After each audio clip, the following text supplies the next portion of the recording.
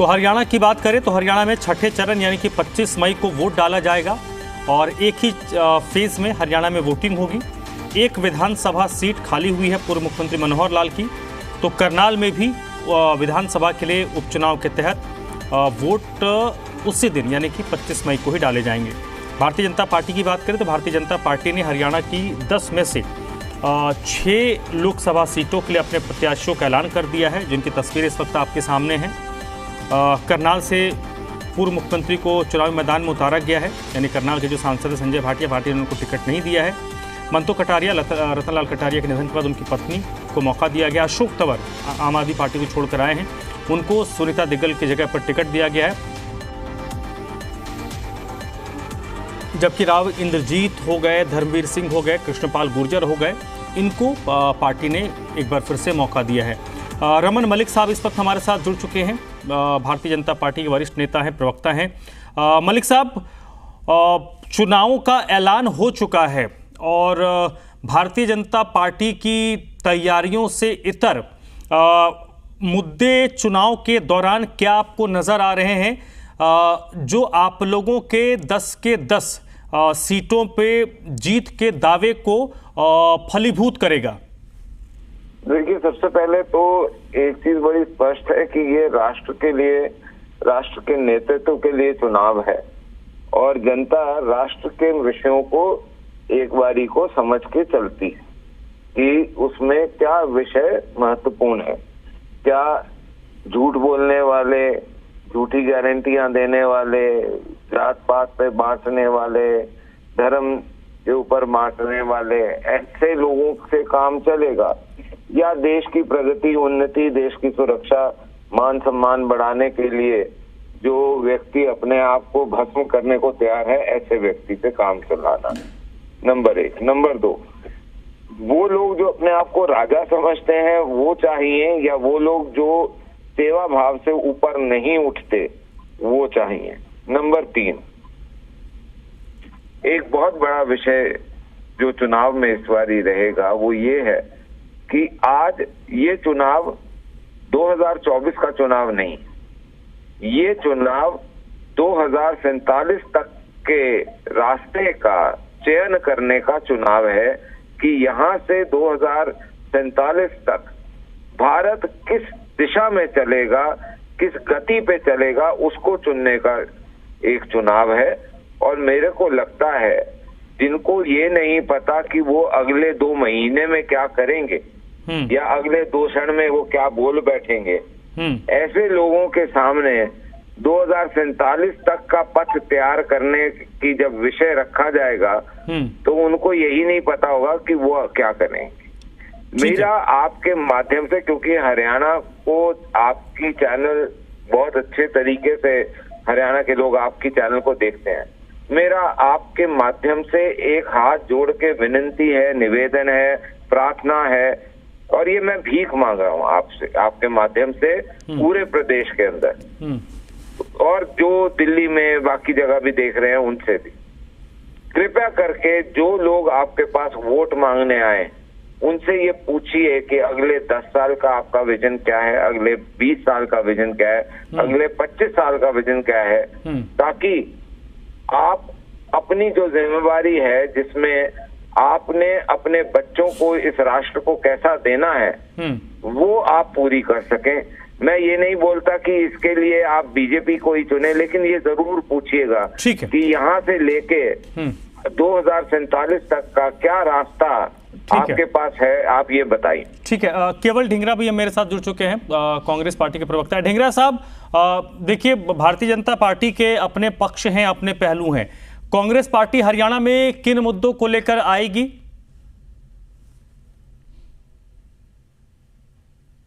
बड़ी बात तो ये भाजपा के लोग ये कह रहे हैं हमने ये कर दिया, 2047 तक का विजन है। 2010 साल के अंदर जो यहाँ विजन दिख रहा है वो ये दिख रहा है कि एक तो जो बीजेपी के मौजूदा एमपी थे वो भाजपा छोड़ करके कांग्रेस ज्वाइन कर गए और दूसरे जो एमपी हैं उनकी एक वीडियो वायरल हो रही है, अश्लील वीडियो है, वो भी सारी देश की जनता को मालूम है। और तीसरी जो है जो बेटी बचाओ के बेटी पढ़ाओ के जो नारे दिए थे इन लोगों ने, आप ये देखिए वो चरितार्थ कर रहे हैं आधी आबादी को कि किस तरह से क्या हाल पूरे देश का हो रखा है, चाहे वो महिला खिलाड़ी हो, चाहे ब्रिजभूषण शरण सिंह वाला मामला हो, चाहे वो मणिपुर हो, चाहे हमारा हरियाणा हो। 2 मामले हरियाणा के अंदर, और लगातार महिला के साथ अपराध के मामले पूरे देश के अंदर और हरियाणा के अंदर बढ़ रहे हैं, चाहे वो हो। और दूसरी तरफ जो किसानों के हाल इन लोगों ने किए हैं पूरे देश के अंदर, और कभी काले कानून बनाते हैं, कभी उनको प्रताड़ित करते हैं, कभी उनके ऊपर गोलियां चलाते हैं, ये सारे देश ने देख लिया। उसके बाद कर्मचारियों को 2 करोड़ रोजगार हर साल देने थे मोदी जी ने, 20 करोड़ मिल जाने चाहिए थे, पर वो अभी तक मिले नहीं। और देखिए 205 लाख करोड़ देश के ऊपर लोन हो चुका, वो पैसा कहाँ गया वो समझना पड़ेगा। अभी एक नया घोटाला जो है वो आ चुका इलेक्ट्रोल बॉन्ड का, अभी उसका उच्चारण होना बाकी है, लेकिन उसके अंदर जितना उच्चारण वो हो चुका, उसके बीच में थोड़ी सी वो बता देता हूं मैं कि वो जो दंड योजना जो भाजपा ने शुरू कर रखी है, पहले ईडी छोड़ो, वो छोड़ो, उसके बाद उनसे पैसा ले लो, तो ये मामला भी अभी खुल करके क्लैरिटी में आएगा कि कितने लोग थे और कितने करोड़ थे और कितना मामला था। ढींगरा साहब, अभी तो शुरुआत है भाई साहब, अभी तो शुरुआत है, अभी ये मोदी के कार्यकाल की। चलिए ठीक है। आज युवा बेरोजगार है, सुनिए थोड़ा सा, आज युवा बेरोजगार है, उनके ऊपर महंगाई की मार है, आम आदमी दुखी है, पेट्रोल डीजल की महंगाई है, सीएनजी आटा नमक के ऊपर जो है चावल के खाने। चलिए ठीक है, तो अब तो हिसाब किताब का समय आ गया ना सर, अब तो हिसाब किताब का समय आ गया। ठीक है, अब तो हिसाब किताब तो कह रहा हूँ, अभी हिसाब किताब ही तो लेना है। हाँ बिल्कुल लीजिए दीप। ठीक है सर, दीप कमल जी भी हमारे साथ जुड़े हुए हैं। ठीक है, दीप कमल जी भी हमारे साथ जुड़ गए हैं, जननायक जनता पार्टी प्रवक्ता है। दीप कमल जी, भाई साहब भी बताइए, अब क्योंकि चुनाव के मुहाने पे हम लोग खड़े हैं, चुनाव की प्रक्रिया भी शुरू हो चुकी है, आचार संहिता लग गई है, जननायक जनता पार्टी का गठन बहुत ज़्यादा वक्त हुआ नहीं है, और उस दौरान ये कहें तो ये आपका दूसरा लोकसभा का चुनाव है। पहले लोकसभा आप तुरंत तैयार हुए थे और आप चुनाव में गए थे, इस बार पहले की अपेक्षा आप ज़्यादा मजबूती के साथ जाएंगे? देखिए धर्म जी, बिल्कुल पार्टी की तैयारी जो है वो पहले से चल रही है, और 7 लोकसभा की हमारी रैलियां हो चुकी हैं, बाकी की भी अगले 15-20 दिन में हो जाएंगी। और ये एक बड़ी अच्छी बात सबसे हमारे लिए ये रहेगी कि 70 दिन का वक्त हमें मिला है हरियाणा में। 25 मई को वोट पड़ेंगे, यानी लगभग 70 दिन का वक्त है। खासतौर से हम जैसी पार्टी जिनकी जो राजनीतिक स्थिति है वो पिछले हफ्ते ही स्पष्ट हुई है, हमारे लिए एक ये अच्छा अवसर है कि हमें हड़बड़ाहट में या जल्दबाजी में कोई फैसला ना लेना पड़े या उम्मीदवार ना उतारने पड़े। सोच समझकर अच्छी रणनीति के साथ और अच्छी तैयारी के साथ इन 70 दिनों का भरपूर इस्तेमाल करते हुए जननायक जनता पार्टी चुनाव लड़ेगी। और जैसे कि एक साथी प्रवक्ता अगले 10 साल का विजन पूछ रहे थे, कह रहे थे, मैं हरियाणा की जनता से ये जरूर कहूंगा कि अपने सांसदों से पिछले 5 साल, 10 साल, 15 साल जो चेहरे बार बार आ रहे हैं, जीत रहे हैं, उनसे उन 5, 10, 15 साल का ब्यौरा जरूर मांगे, जो इस टर्म में रहे हैं, जो उसके पिछली टर्म में रहे हैं, या पहले सांसद बन चुके हैं और 5 साल बाद फिर वोट मांगने आते हैं। एक लोगों में ये चलन हो गया कि विधायक के तो हर काम के लिए गले पड़ते हैं, लेकिन सांसद को उन्होंने ये मान लिया कि सांसद वोट देने का एक वक्त होता है, संसद का चुनाव, और उसके बाद ये सांसद कहीं दिल्ली में किसी अज्ञात जगह पर जाकर राजनीति करते हैं या देश के विकास में योगदान देते हैं। उसके बाद उनसे कोई जवाबदेही नहीं मांगी जाती, ना उनसे गलियों के, स्कूलों के, सड़कों के, अस्पतालों के, किसी भी चीज के विकास का कोई जिम्मा उनके ऊपर रहता है, और ना ही वो सामाजिक रूप से लोगों के काम आते हैं कि कहीं पर किसी के यहाँ पर कोई ऐसी प्रशासनिक दिक्कत है या कोई और परेशानी है जिसमें दखल देकर एक राजनेता लोगों की मदद कर सकता है। सांसद कहीं ना कहीं उन चीजों से भी ऊपर उठ चुका होता है। मैं ये मानता हूँ कि इन प्रतिनिधियों को वाकई जनप्रतिनिधि बनाने के लिए उनसे अब 70 दिन का वक्त है, 70 दिन तक लोग वोट मांगने आएंगे।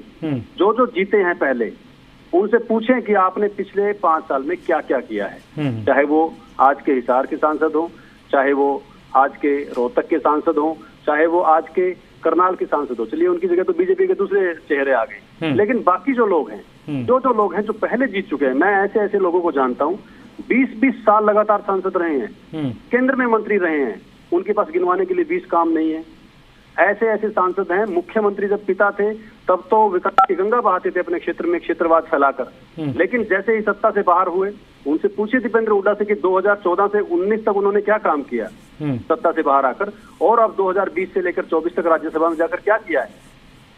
ये सिर्फ बड़े चेहरे जो बन जाते हैं राज्यसभा में या लोकसभा में जाकर या केंद्र में मंत्री बनकर, ये दिखावटी, जो मुझे कोई शब्द नहीं मिल रहा उसके लिए, हाथी के दांत जैसे होते हैं ना कि बस हाँ दिखावटी दांत, बस वो वाला काम इनका रह जाता है। सजावट के लिए शो पीस में हमने ऐसे 20-30 नेता बना रखे हैं हरियाणा में, वही बार बार संसद में जा रहे हैं। मुझे लगता है इन 70 दिनों में हरियाणा के लोगों के पास अच्छा अवसर है। नहीं ठीक है, अब तोल कर पूछे। देखिए, अब कल से मैं एक बात तो सबको कह रहा हूं जिनसे मेरी बात हो रही है कि आप देखिए सब बराबर हो गए, कोई मंत्री नहीं, कोई विधायक नहीं, कोई सांसद नहीं, सब बराबर हैं आज की तारीख में। सब लोग अपनी अपनी बातों को लेकर जनता के बीच में जा रहे हैं। अब जब 25 तारीख को जनता वोट के जरिए बताएगी और फिर 4 तारीख को ईवीएम खुलेगा, उसके बाद पता चलेगा कि जनता ने किसकी बातों पर भरोसा जताया। मलिक साहब, एक बात तो है कि जो पूर्व में जो सांसद रहे हैं, पूर्व में जिनको जनता ने मौका दिया है, आप सिर्फ प्रधानमंत्री का चेहरा, 2047 का विजन, ये सारी चीजें अच्छी बात है। आपने जो बात कही, मुझे लगता है कि लोकसभा जैसे बड़े चुनाव के परिप्रेक्ष्य में वैसे मामलों को लेकर भी सवाल पूछे जाने चाहिए कि what's your vision for upcoming next 10 years और 15 ईयर्स और 20 ईयर्स। बट आपने अगर हमने आपको मौका दिया तो पूर्व में आपने क्या किया वो भी आपको बताना चाहिए। देखिए, जहां तक लोकसभा का विषय रहता है, लोकसभा के अंदर एक चीज को आप मानेंगे कि लोकसभा में एक कलेक्टिव डेवलपमेंट, एक कलेक्टिव नेशनल डेवलपमेंट और नेशनल विजन की बात रहती है, और उसके अंदर जो स्थानीय विषय उठाए जाते हैं या स्थानीय विषयों के ऊपर जो काम करा जाता है, वो कंपेयर टू जो बड़ी ब्रॉडर विजन है उसमें थोड़ा सा अंतर रहता है, क्योंकि कुछ प्रदेश के विधायक करते हैं, कुछ पार्षद वगैरह करते हैं, बाकी जो बड़ी परियोजनाएं हैं कुछ स्टेट गवर्नमेंट और सेंट्रल गवर्नमेंट के बीच में मिलकर होती है, कुछ ऐसा होता है। तो उस विजन को जब हम देखते हैं तो उस माध्यम से मैं बिल्कुल ये आपकी बात से और दीपकमल जी की बात से भी मैं उनका विवाद नहीं करूंगा। ये बिल्कुल उचित बात है, क्योंकि आपने जब किसी को नौकरी पे रखा तो आप उससे काम का पूछेंगे तो सही कि भाई ये काम दिया था देखो तूने करा क्या, और वही जो जवाब है वो जनता वोट के माध्यम से देती है। और कई बारी पार्टियां देख के उनको परिवर्तित भी करती है, लोगों को जिन्होंने काम अच्छा ना करा हो कई बारी किसी और विषय से भी परिवर्तित करती है। लेकिन एक बात बड़ी स्पष्ट रूप से मैं बोलना चाहूंगा कि ये चुनाव देश में 2 चीजों को बहुत स्पष्ट रूप से बताएगा। वो ये कि देश नेहरूवियन आइडियोलॉजी से मूव ऑन कर चुका हुआ है, जहां पे आपने झूठा सेकुलरिज्म, झूठा कम्युनिज्म, झूठा सोशलिज्म बेच के एक मिथ्या बनाई हुई थी। उसके बजाय वो एकाध मानववाद और लास्ट मैन स्टैंडिंग को उसको ये अनुभूति कराना कि वो भी इस राष्ट्र का हिस्सा है, इस प्रगति का हिस्सा है, वो उस विजन पे चल चुका हुआ है। एक चीज। दूसरी चीज जो मैं बात बिल्कुल बोलना चाहूंगा, आपको ये चुनाव इस बारी ये दिखाएंगे कि कांग्रेस अपने लोएस्ट एवर टैली पे आएगी। एलओपी भी उनको बनना मुश्किल रहेगा किसी भी सदन में। और जो क्षेत्रीय पार्टियां हैं, जहां क्षेत्रीय पार्टियों की सरकार है, अभी मेरे मित्र ढींगरा साहब ये बोल रहे थे कि ये इलेक्टोरल बॉन्ड का, तो मेरा आपसे सिर्फ इतना सा आग्रह कि जी न्यूज एक छोटी सी मुहिम करे, ये सुनिश्चित करे कि किस पार्टी के कितने पब्लिक रिप्रेजेंटेटिव्स हैं, कितनी स्टेट में हैं और उन्हें कितने इलेक्टोरल बॉन्ड पर रिप्रेजेंटेटिव मिला है। आपको पता लग जाएगा कि पर रिप्रेजेंटेटिव जब आप देखते हैं तो टीएमसी को एक स्टेट में होने की वजह से कितने मिले हैं, क्या वहां क्विड प्रो को है, या भाजपा को 15-16 राज्यों में सरकार होने और संगठन में सबसे बड़ा होने के बावजूद भी जो मिला है उसकी एवरेज जो है सबसे कम है।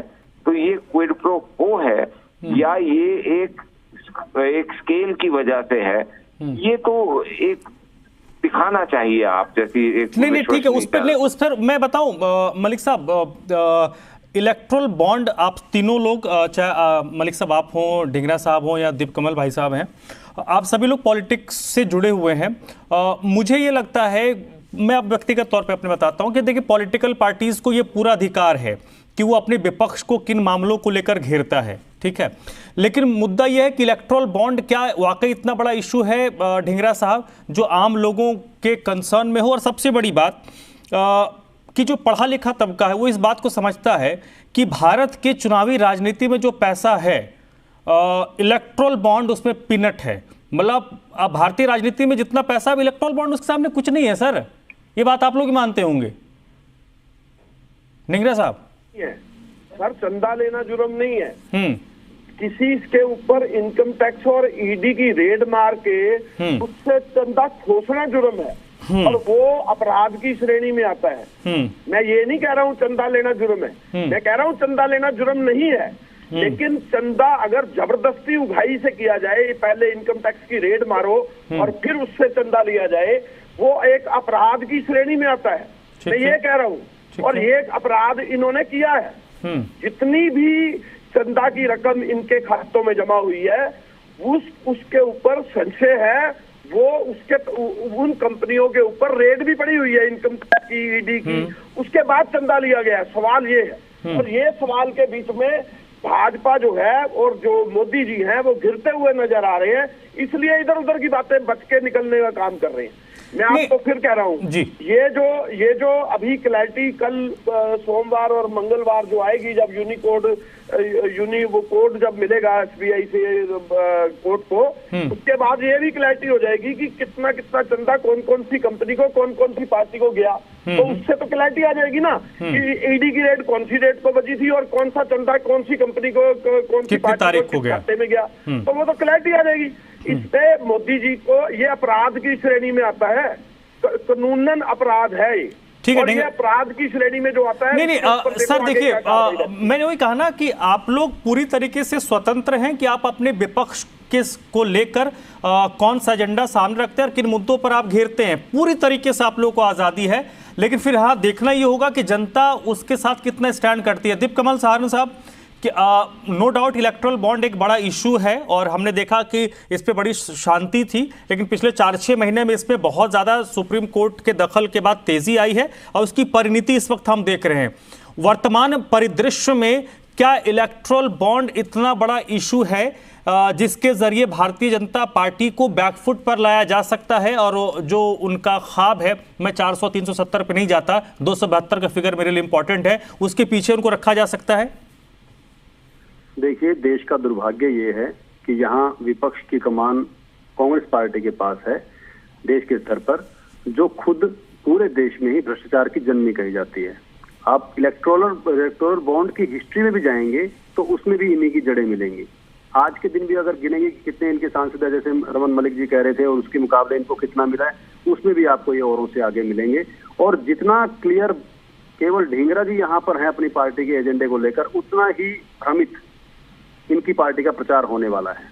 ये पार्टी इसी तरीके से यहाँ से वहाँ, वहाँ से यहाँ, अलग अलग मुद्दों पे भटकती रहेगी। और इलेक्टोरल बॉन्ड अगर आप ये पूछ रहे हैं कि ये कितने दिन तक और मुद्दा चलेगा, जैसे ही कांग्रेस पार्टी के नेता इस बात पर चर्चा के लिए, बड़े नेता सामने आएंगे, इनके इतने पुराने खुलासे सामने आएंगे कि ये मुंह छुपा लेंगे और कोई और मुद्दा ढूंढने लगेंगे। फिर ये दुर्भाग्य है इस देश का कि यहाँ पर एक बड़े धड़े का नेतृत्व कांग्रेस पार्टी करती है, जो कि सक्षम भी नहीं है, जो कि आज के दौर की भी नहीं है, और जिसके अंदर कोई दिशा भी नहीं है।